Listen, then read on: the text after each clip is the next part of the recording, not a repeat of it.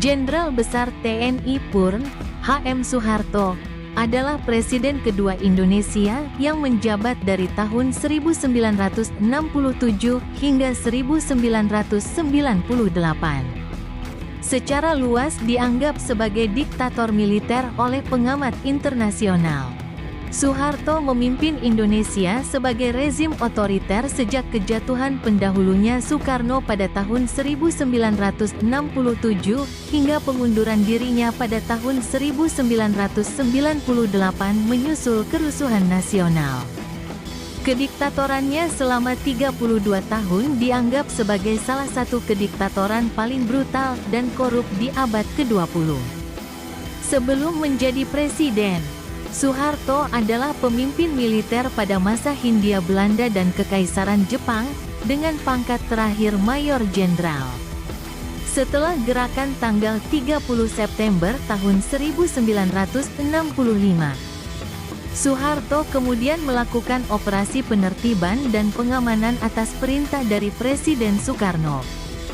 Salah satu yang dilakukannya adalah dengan menumpas gerakan tanggal 30 September dan menyatakan bahwa PKI sebagai organisasi terlarang.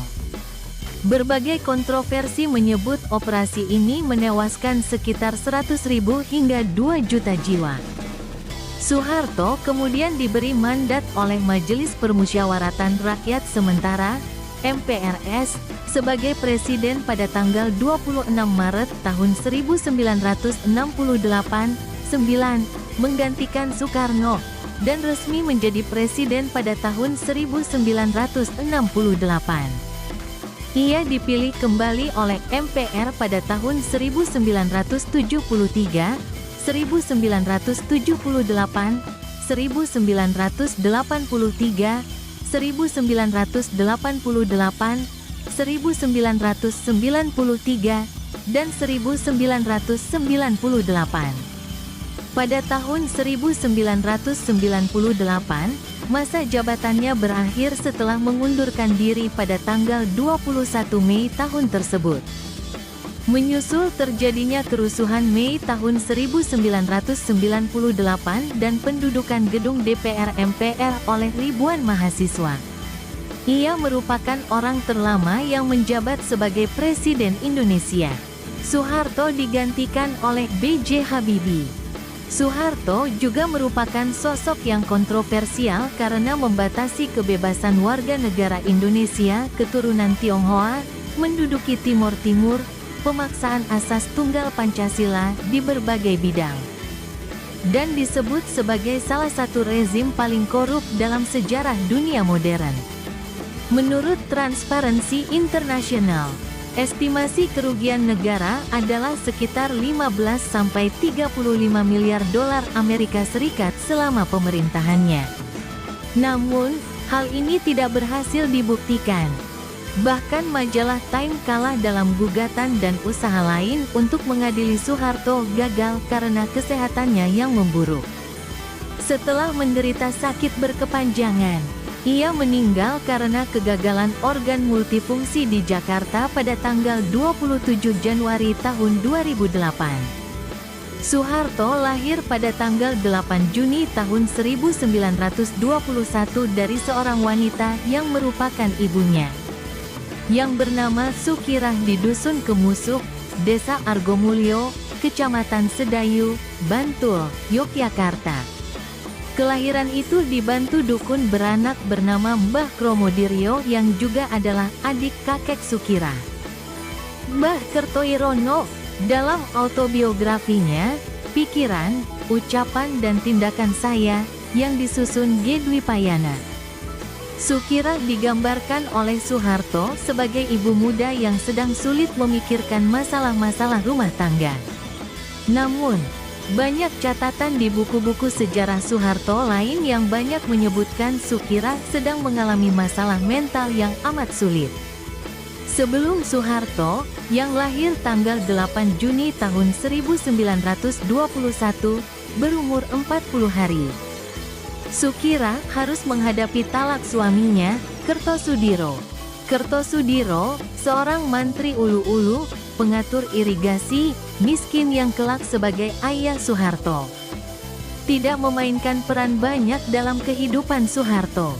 Bahkan, banyak pengamat Soeharto, seperti R.E. Elson, beberapa biografer, dan orang dekatnya, termasuk mantan Menteri Penerangan yang dekat dengan Soeharto, Mas Huri, meyakini bahwa Kertosudiro bukanlah ayah kandung Soeharto. Pada tahun 1974, pernah muncul pemberitaan yang menghebohkan dari majalah gosip bernama Pop, dengan liputan yang menurunkan kisah lama yang beredar bahwa Soeharto adalah anak dari Patmodipuro, seorang bangsawan dari Trah Hamengkubuwono II. Soeharto kecil yang berumur 6 tahun dibuang ke desa dan diasuh oleh Kertosudiro. Hal ini kemudian dibantah keras oleh Soeharto. Dengan separuh murka, Soeharto mengadakan konferensi pers di Bina Graha bahwa liputan mengenai asal-usul dirinya yang anak bangsawan bisa saja merupakan tunggangan untuk melakukan subversif. Soeharto dengan caranya sendiri ingin mengesankan bahwa dia adalah anak desa. Ketidakjelasan asal-usul Soeharto secara genealogi sampai sekarang masih belum terpecahkan. Namun, dari semua itu, bayi Soeharto berada di dunia dengan kondisi keluarga yang kurang menguntungkan. Sukirah yang tertekan dan senang bertapa pernah ditemukan hampir mati di suatu tempat karena memaksa dirinya berpuasa ngebleng, tidak makan dan minum selama 40 hari, di suatu tempat yang tersembunyi. Dan hilangnya sempat pernah membuat panik penduduk desa Kemusuk, sehingga para penduduk mencarinya. Sadar dengan kondisi Sukirah yang kurang baik, keluarga Sukirah akhirnya memutuskan untuk menyerahkan pengurusan bayi Soeharto kepada kakak perempuan Kertosudiro. Sukirah menikah lagi dengan Pramono dan dikaruniai 7 anak, termasuk putra kedua, Probosutejo. Pada bulan Oktober tahun 1947, Soeharto didatangi oleh keluarga Prawiro Wiharjo yang tidak lain merupakan paman sekaligus orang tua angkatnya. Mereka berencana menjodohkan Soeharto dengan Raden Ayu Siti Hartina, anak KRMT Sumoharyomo. Sumoharyomo adalah seorang wedana di Solo. Soeharto yang kala itu sudah berusia 26 tahun mengaku belum memiliki calon, bahkan ia juga belum pernah menjalin hubungan asmara dengan wanita manapun. Keluarganya khawatir jika Soeharto bakal menjadi bujang lapuk, mengingat mereka telah lama mengenal sifat Soeharto yang sangat pendiam, pasif dan cenderung pemalu. Akhirnya, rencana perjodohan keluarga Prawiro Diharjo tersebut berjalan dengan lancar.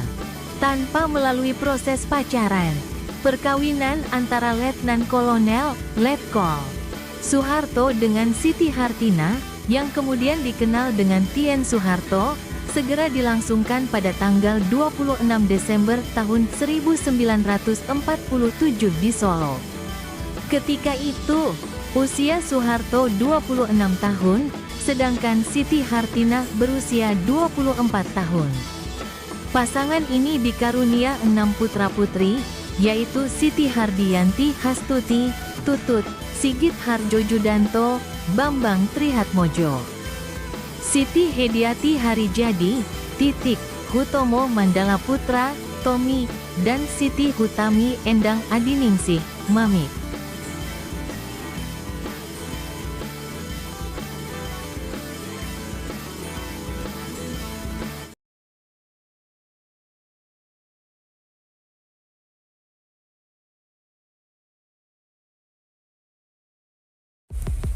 Terima kasih banyak. Mohon maaf jika ada salah. Semoga kita masuk surga.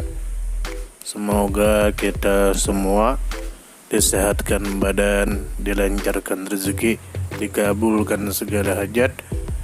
Terima kasih banyak. Sampai bertemu di pertemuan selanjutnya. Salam damai.